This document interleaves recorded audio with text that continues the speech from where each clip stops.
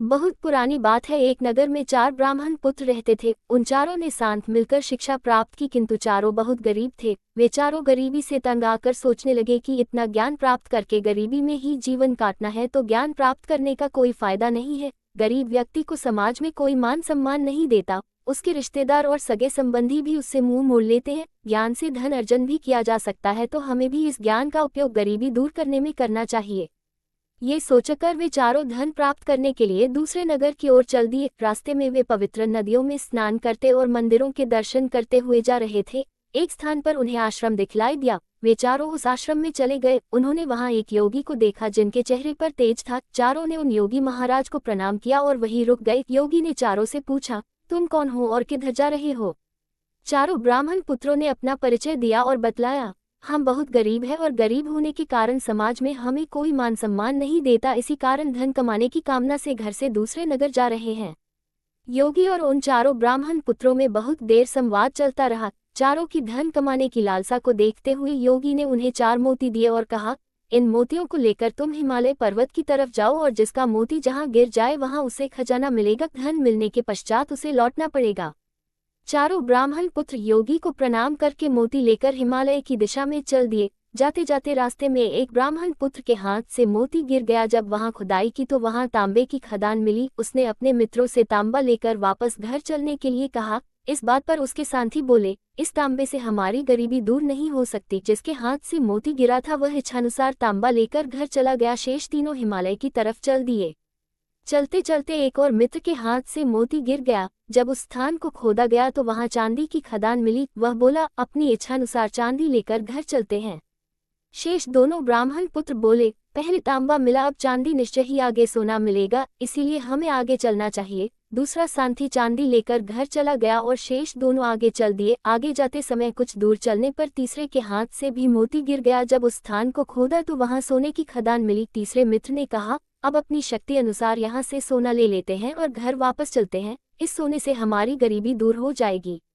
चौथा ब्राह्मण पुत्र बोला, हमें पहले तांबा फिर चांदी और अब सोना मिला है, अगर हम आगे जाते हैं तो निश्चय ही हमें हीरे जवाहरात मिलेंगे। थोड़े से ही हीरे जवाहरातों से हम बहुत धनवान बन जाएंगे, हमें आगे चलना चाहिए। तीसरा ब्राह्मण पुत्र बोला, मैं तो इतने में संतुष्ट हूँ, तुम्हें अगर आगे जाना है तो तुम जा सकते हो, मैं यहीं बैठकर तुम्हारा इंतजार करूंगा। लालच का फल। चौथा मित्र उसे छोड़कर आगे चल दिया। रास्ता बहुत कठिन था, फिर भी वह आगे बढ़ता ही जा रहा था। आगे रास्ते में उसे एक व्यक्ति मिला जिसके सिर पर चक्र घूम रहा था। ब्राह्मण पुत्र ने उस व्यक्ति से पूछा, ये चक्र तुम्हारे सिर पर क्यों घूम रहा है?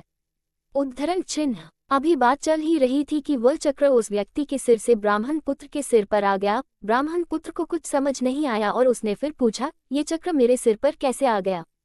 उस व्यक्ति ने कहा, ये चक्र इसी तरह मेरे सिर पर भी आया था, मैं भी धन के लोभ में यहाँ आया था। जब तुमसे बड़ा कोई धन का लोभी यहाँ आकर तुमसे पूछेगा तो यह चक्र उसके सिर पर चला जाएगा। ब्राह्मण पुत्र ने पूछा, तुम यहाँ कब से हो और क्या तुम्हें भूख प्यास नहीं लगती? उद्धरण चिन्ह। ब्राह्मण पुत्र की बात सुनकर वह बोला, मैं तो यहाँ कई वर्षों से हूँ। जब ये चक्र किसी के सिर के ऊपर आ जाता है तो उसकी भूख प्यास मिट जाती है और मृत्यु का भय भी खत्म हो जाता है। उसके केवल इस चक्र के घूमने का कष्ट ही परेशान करता रहता है। इधर तीसरा मित्र जो सोना पाकर संतुष्ट हो गया था, उसने बहुत समय तक अपने मित्र के लौटने का इंतजार किया, किंतु जब वह नहीं आया तब खुद ही उसे ढूंढने आगे बढ़ गया और अपने मित्र के पैरों के निशान की सहायता से वहां तक पहुंच गया जिधर उसका मित्र था।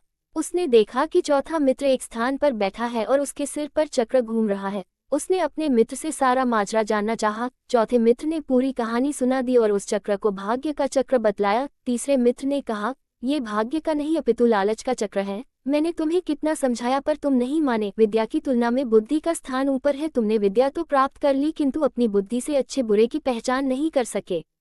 जिसके सिर पर चक्र था उसने अपने मित्र से सहायता मांगी। तीसरे मित्र ने कहा, मित्र, मैं चाह कर भी तुम्हारी सहायता नहीं कर सकता, मुझे डर है कि मेरे यहाँ ठहरने से यह चक्र मेरे ऊपर न आ जाए।